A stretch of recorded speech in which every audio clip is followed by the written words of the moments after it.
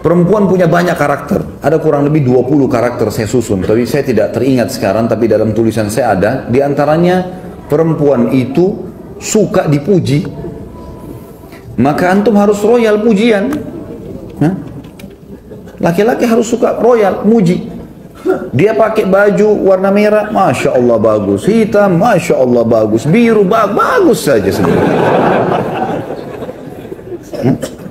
Rugi nggak antum muji? Nggak ada ruginya. Nggak ada ruginya, gitu kan? Jadi kita puji saja.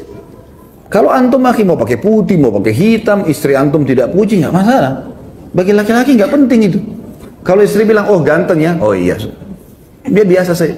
Kalau perempuan lain, emang suka dipuji, harus puji, gitu kan? Masakan enak, oh Masya Allah enak. Asin pun, Masya Allah. Enak ya, Masya Allah, enak. Tapi besok kurangin garamnya sedikit. Nggak apa-apa, puji dulu. Supaya dia mau masak. Perempuan pakai perasaan, sekalian tuh bilang, nggak enak. Besok nggak masak. Kenapa nggak masak? Kan nggak enak masakan saya. Nah. Suka dipuji, ya. Yang kedua, karakter perempuan itu suka mengulang-ulang sesuatu. Kenapa perempuan teman-teman setelah menikah sama antum, dia suka minta pulang ke orang tuanya, sebentar-sebentar pulang ke ibu, pulang ke ayah, mudik, terus menerusin, rutin. Kenapa? Karena ada kenangan di sana. Dia punya kamarnya waktu masih gadis, dia punya tetangganya, pohon di belakang rumah dia masih ingat. Kalau antum sudah pindah Jakarta sudah lupa semua tuh laki-laki, kan? Ini perempuan diingat, suka kenangan berulang. Nah, jangan antum jenuh, karena nanti lawannya karakter laki-laki itu mudah jenuh.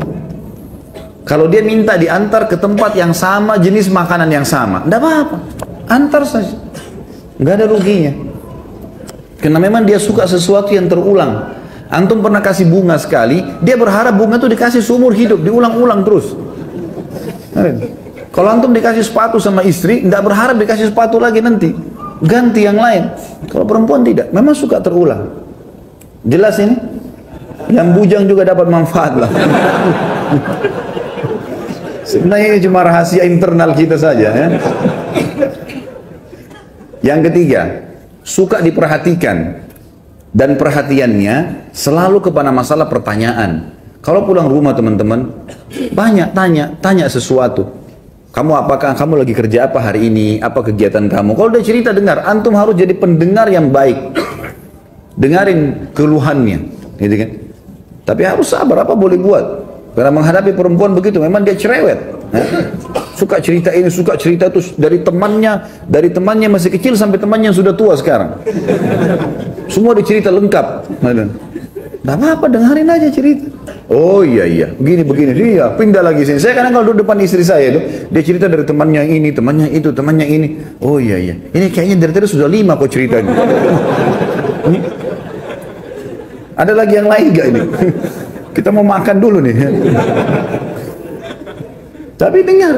Karena kalau tidak didengarkan, antum tidak jadi pendengar yang baik, dia akan cari orang yang mau dengar dia. Coba antum puasin istri sudah terbiasa curhat sama antum, dia nggak akan butuh temannya nanti. Karena sudah ada tempat pelampiasan.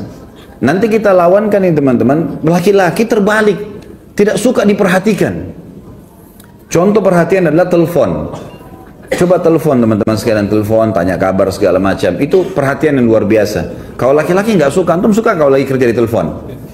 Hah? Baru keluar rumah 5 menit, kering istri telepon. Ya Allah, baru ketemu. Laki-laki begitu. Kalau perempuan tidak, antum baru naik mobil telepon, suami saya telepon, lain. Dia anggap itu perhatian luar biasa, gitu kan? Padahal sebenarnya pas diangkat, kenapa ini? Assalamualaikum, salam. Oh, saya kepencet. Jangan lakukan itu. Jangan lakukan itu.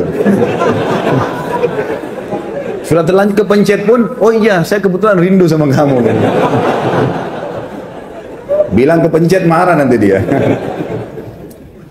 Kalau laki-laki nggak suka sering ditelepon, antum nggak suka sering diperhatikan, perhatian terus berlebihan, kita nggak mau. Laki-laki nggak suka, memang karakternya begitu. Ini karakter perempuan terbalik.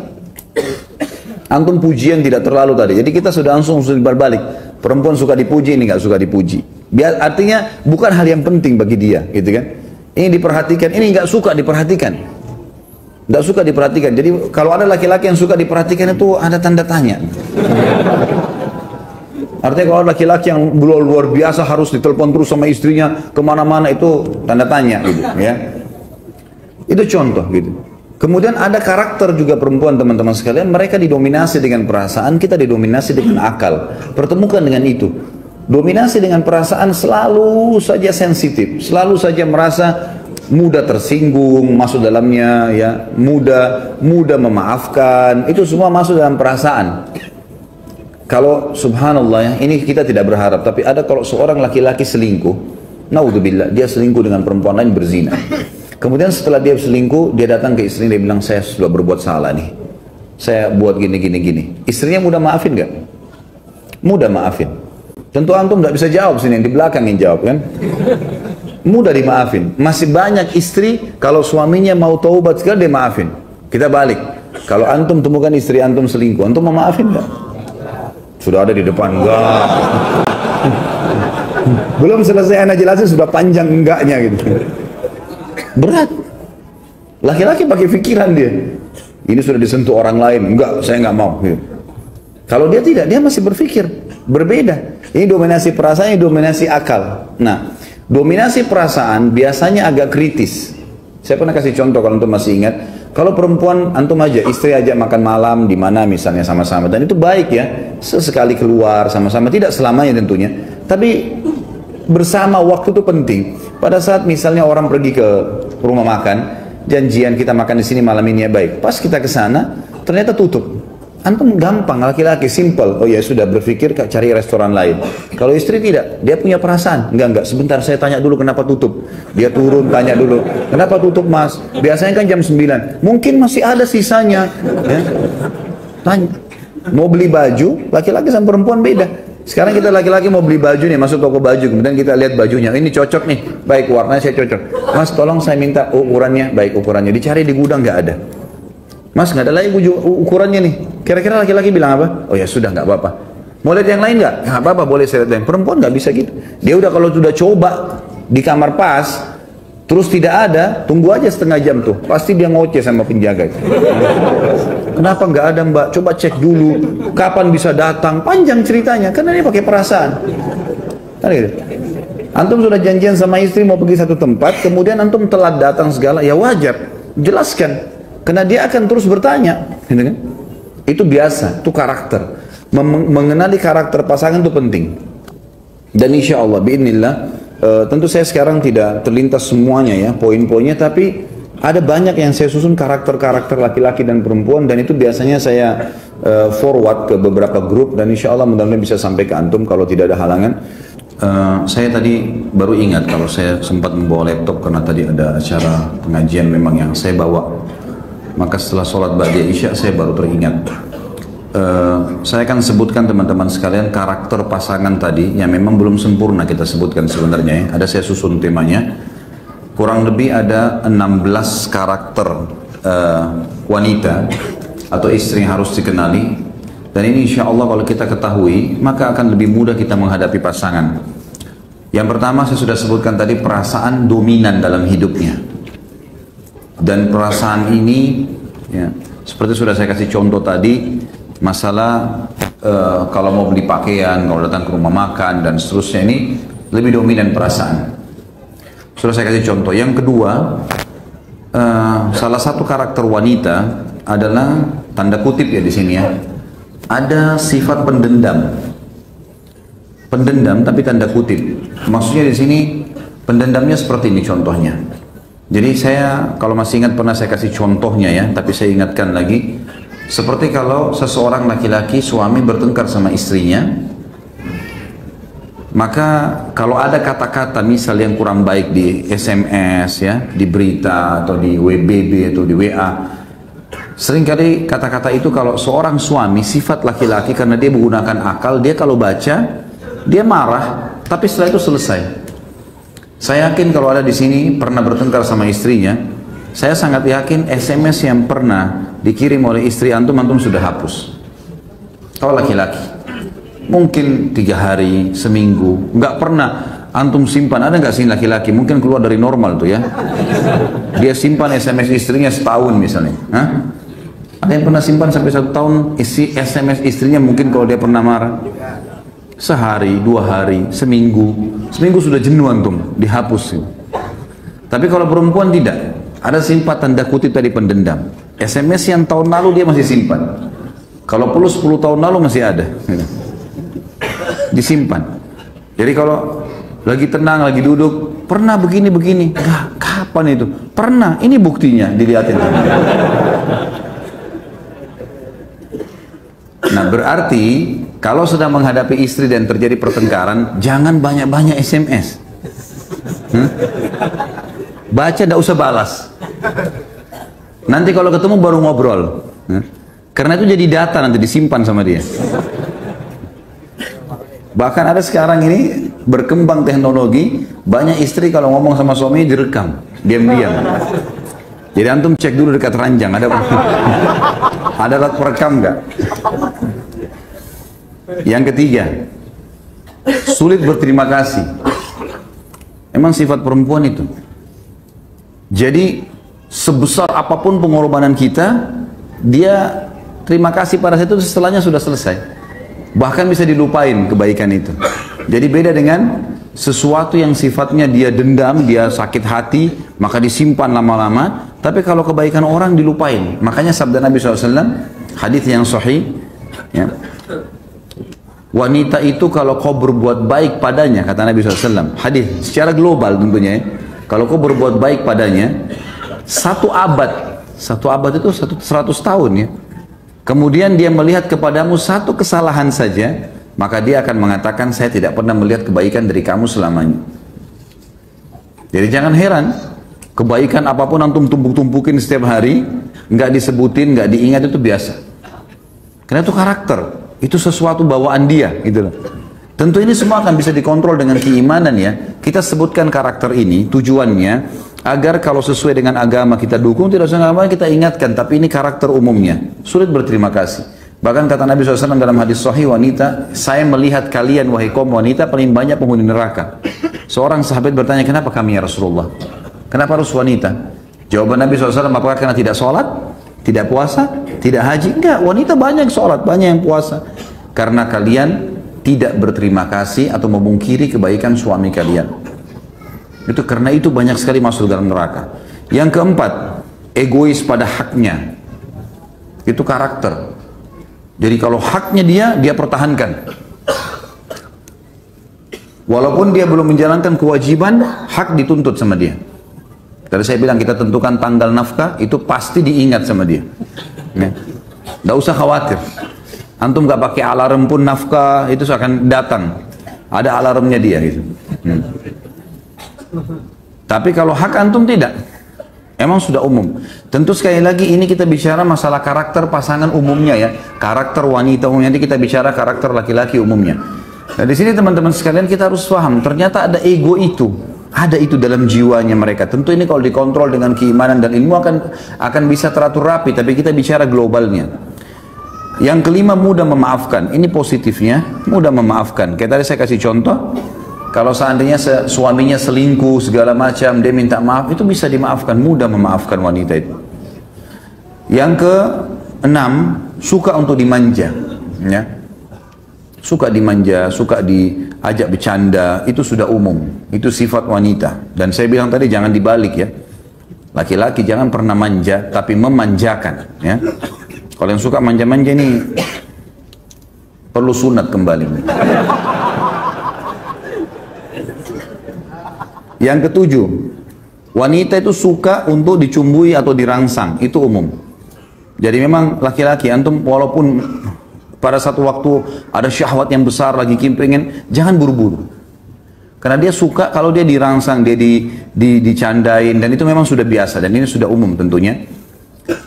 Kemudian yang kedelapan, suka dipuji dan disanjung, ini sudah saya sebutkan tadi. Suka sekali dipuji, apapun yang dia berikan, masakannya, pakaiannya, segala macam lah, dipuji. Ya.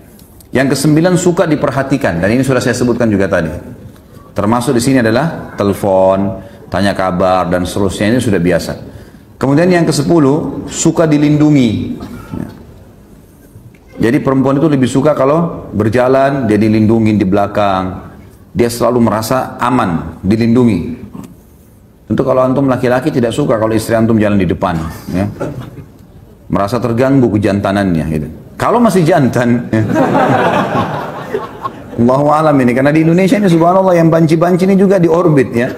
Yang sudah hilang kejantanannya. Kemudian yang ke-11, suka ditraktir, belanjain. Hah? Ketawa di belakang. Dia alamnya memang itu. Benar kan? Suka ditraktir. Kalau antum biasa kalau makan terus istri mau bayar kan punya harga diri. Enggak, jangan. Kalau dia suka. Belanjain aja, enggak hilang marahnya itu. Kalau lagi marah-marah kita mau belanja apa ya, kita ajak keluar. Yang ke-12, lamban dan lelet. Jadi kalau mau janjian sama istri keluar 2 jam sebelumnya, siap-siap ya. Nggak bisa kayak antum itu. Mau keluar, oke baik saya jalan sekarang. Sudah pakai langsung jalan naik motor keluar. Nggak bisa perempuan begitu. Sebentar dulu, cari kos kaki di mana, cari ini di mana, cari ini di mana. Oh jilbab ini kemana sudah saya pakai, ganti jilbab baru, panjang cerita. Jadi janjian sebelumnya. Ini ilmu mahal malam ini nih. Ini ilmu khususan. Jadi lamban biasa itu ya. Kalau dia buat ini, buat itu biasa lamban. Apalagi kalau diajak keluar. Kemudian yang ke-13, suka sesuatu yang terulang. Ya. Terulang itu biasa. Kalau antum sudah pernah kasih sesuatu 10 tahun yang lalu, dia masih ingat tuh. Mungkin antum sudah lupa beli apa dulu gitu. Tapi dia masih ingat. Dia suka terulang sesuatu. Sama tadi saya bilang kalau dia pulang ke rumah orang tuanya, mengenang sesuatu yang lama itu biasa. Yang ke-14, sulit meninggalkan masa lalu. Jadi kalau misal gini, kalau laki-laki itu, antum tugas nih di Jakarta, terus perusahaan kasih tugas, pindah tugas ke Banjarmasin misalnya. Tiba-tiba, saya yakin antum gampang laki-laki kan? Di sana mungkin dikasih fasilitas lebih bagus, ada rumah, ada mobil, ada segala. Nggak terlalu sulit. Tapi kalau istri susah sekali, susah. Dia pindah kota itu nggak gampang. Pindah rumah aja nggak gampang. Gitu. Pikirannya macam-macam. Ini tetangga nanti bagaimana, nanti rumah, pohon saya ini, apalah segala macam dipikir. Jadi sulit meninggalkan masa lalu. Dan ini sebabnya kenapa Nabi SAW menyuruh menikahi gadis. Karena tidak ada masa lalunya. Kalau dia punya masa lalu yang dulu, ini hantum yang nikah sama janda harus punya ekstra. Harus menjadi lebih baik dari suaminya yang dulu. Kalau enggak, dia banding-bandingin sama dia. Suami saya dulu begini, nah, jangan tersinggung ya. Nah itu masa lalunya dia. Yang ke-15, mudah tersinggung. Kalau tadi sulit melupakan masalah, ini mudah tersinggung. Gampang sekali tersinggung, pekah ya. Sangat pekah. Yang terakhir, yang ke-16, selalu mau mendominasi. Mendominasi apa saja. Maka ini semua harus diredam tentunya teman-teman sekalian. Ini kita kenali karakter pasangan supaya tahu menghadapi dan bagaimana kita nasihatin secara syariat. Baik, sekarang kita pindah ke karakter laki-laki. Ada kurang lebih 13 poin yang saya susun ya. Yang pertama, akal pikiran dominan. Saya sudah jelaskan tadi. Bagaimana akal pikiran itu gini teman-teman. Masalah, solusi. Itu akal pikiran dominan. Kalau perasaan itu dipikirin dulu lama, baru solusinya. Ya. Kalau laki-laki itu pecat ban mobilnya atau pecat ban motornya, yang kita pikirin mana tambal ban, solusinya langsung. Masalah, solusi. Kalau perempuan enggak, dia turun dulu. Kenapa ya? Kena apa ini? Tadi lama. Jangan tersinggung akhwat di belakang ya. Kita bicara secara umum. Tapi kalau tersinggung juga apa boleh buat ya. Karena sudah ini apa boleh buat. Ini karakternya memang. Baik. Yang kedua yang harus dikenali, ini bagi akhwat harus mengenal. Laki-laki itu suka dihormati kepemimpinannya. Jadi memang ada fitrah itu. Jadi laki-laki itu teman-teman sekalian, maaf, jangan ada yang tersinggung ya. Kalau dia pendek, dia kecil, badannya tetap punya karakter laki-laki, kejantan, ada pemimpinan. Jadi dia tidak suka diganggu itu. Dia suka dijadikan sebagai pemimpin. didahulukan, didengar pembicaraannya, didengar instruksinya. Ini karakter ini. Makanya saya pernah kasih contoh, kalau anak laki-laki sama anak perempuan beda. Kalau antum masih punya anak kecil, coba praktikin. Kalau anak perempuan, kita berikan makanan teman-teman sekalian, taruh di piring, sedikit antum bukan dilempar ya, tapi sedikit disentak piring itu di depannya, silakan makan nak. Dia nggak akan tersinggung, dia tidak akan terganggu dengan itu. Tetapi kalau anak laki-laki dilempar sedikit piring itu, maka dia akan terganggu kepemimpinannya. Dia tidak mau makan, walaupun anak kecil. Diambil piring, dibuang-buang nasi itu sama sendok, dia nggak mau. Seperti itulah, ada jiwa kepemimpinan, ada merasa pemimpin di situ. Kalau anak laki-laki, ini pernah saya pelajari dalam ilmu kejiwaan anak, teman-teman sekarang waktu masih belajar di Madinah dulu, ada satu dosen yang luar biasa, cara penyampaiannya bagus sekali. Beliau mengatakan anak laki-laki itu contohnya, di antara jiwa kepemimpinan, dia selalu contohi ayahnya. Jadi kalau antum punya anak laki-laki, pasti dia selalu perhatikan gerak-gerik ayahnya, apa saja. Cara pakai sendalnya, duduk di mana, gelas apa yang dia pakai. Nah biasanya kata dosen ini, dan saya pernah praktikin, memang betul itu terjadi ya. Jadi kalau ayahnya pergi, maka kalau ada adiknya, dia akan duduk di tempat ayahnya. Dia akan coba gunakan retorika bahasanya. Dia akan coba pakai gelasnya, gitu kan. Seperti itulah. Yang ketiga, suka dihormati keputusannya. Tadi kepemimpinan, dia ngambil keputusan, sekarang suka dihormati keputusannya. Yang keempat, tidak suka dihardik. Jadi kalau akhwat kita mau perbaiki, mau nasihatin suaminya, ayahnya, pokoknya laki-laki syarum termasuk anak laki-laki, jangan dihardik. Jangan langsung disalahkan. Ya. Kalau perempuan dikatakan, kamu keliru loh, perbaikin. Dia malah anggap itu perhatian. Kalau laki-laki nggak bisa begitu. Kayaknya kamu salah nih, gini-gini. Udah, langsung berontak. Ya. Maka tidak suka dihardik. Hardik itu berarti langsung menyalahkan ya. Yang kelima, tidak suka digurui. Walaupun dia tidak tahu, dia tidak suka digurui. Maka biasanya retorika yang saya ajarkan kepada akhwat atau seorang istri, menghadapi suami, dia usahakan seperti orang yang bertanya, tapi sebenarnya sedang ingin memberikan nasihat kepada suaminya. Bagaimana ya, kalau ada orang seperti ini kasusnya, menurut kamu seperti apa? Padahal sebenarnya kita sedang menyinggung dia. Gitu. Yang keenam, suka diterima kasih. Suka diterima kasih. Jadi laki-laki itu suka kalau dia ngasih sesuatu, terima kasih ya. Gitu. Beda terima kasih dengan tadi perhatian ya. Kalau perempuan suka diperhatikan itu, biar antum tidak ucapin terima kasih, tapi kalau dilirik, dilihat, ada tanda-tanda perhatian sudah cukup. Kalau laki-laki enggak, si perempuan kalau mengatakan terima kasih ya, itu akan ada secara kejiwaan mendorong dia melakukan yang lebih baik. Yang ketujuh, suka melindungi. Jadi sifat laki-laki itu suka melindungi. Perempuan suka dilindungi tadi. Jadi memang sudah karakter itu. Orang kalau menikah, maka dia suami, dia merasa dia melindungi istrinya. Dia merasa dia bertanggung jawab kalau akan terjadi apa-apa. Seperti itulah. Dan termasuk anak laki-laki juga, kalau sudah mulai dia agak besar, dia akan melindungi ibunya, dia akan melindungi yang lainnya. Dan memang subhanallah, pada laki-laki ada itu. Makanya penjahat itu, kalau ada seorang wanita lewat dan ada anak laki-laki di sebelahnya, walaupun anak itu masih kecil, itu sudah cukup membuat dia bimbang untuk melakukan perbuatan kriminalnya. Tapi kalau anak perempuan, itu dia masih berani. Karena ada masalah itu.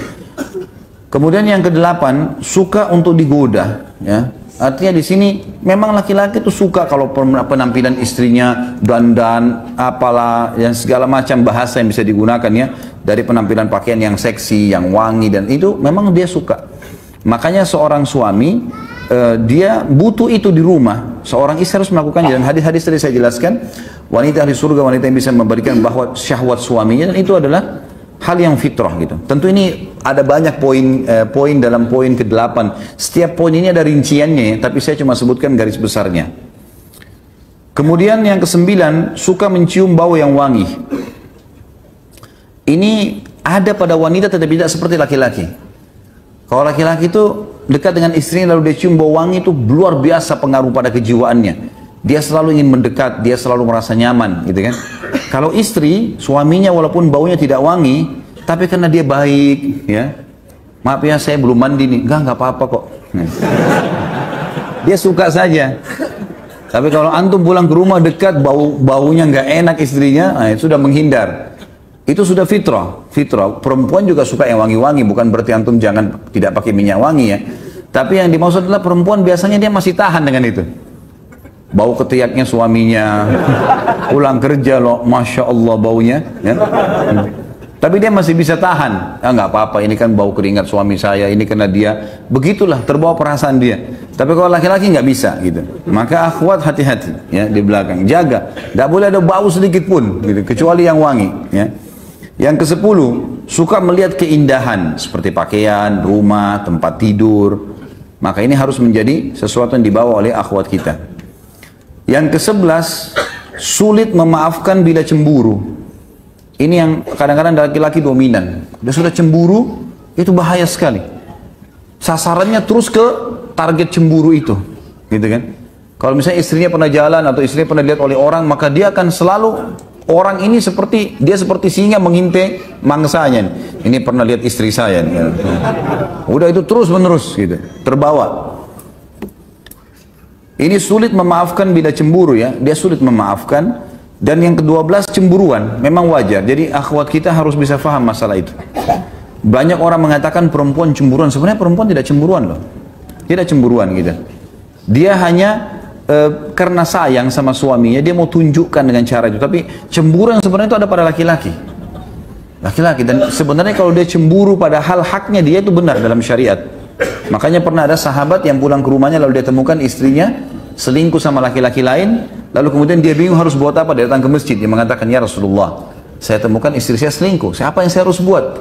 Maka Sa'ad radhiyallahu anhu keluar dari saf laki-laki lalu mengatakan, ya Rasulullah, kalau terjadi pada istri saya terjadi selingkuh seperti itu, saya akan bunuh keduanya, maksudnya saya akan rajam, hukum Allah berlaku.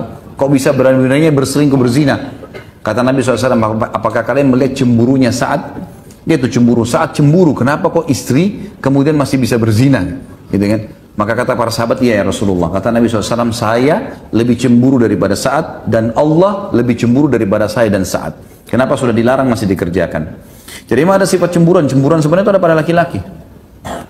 Yang ke-13, mau didahulukan dalam segala hal. Ada bedanya sedikit dengan tadi kalau perempuan mau mendominasi ya.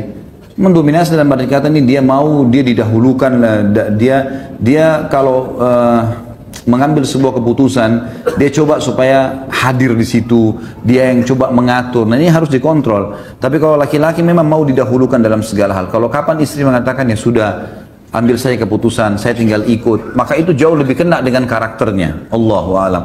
Jadi ini kurang lebih yang saya bisa susun teman-teman sekalian. Tentu masih ada bahasan berhubungan dengan masalah ini, tapi saya berikan garis besarnya saja. Perasaan kalau tema-tema lain nggak ada yang menulis seperti ini nih. Giliran materi rumah tangga nulis nunduk semua ya.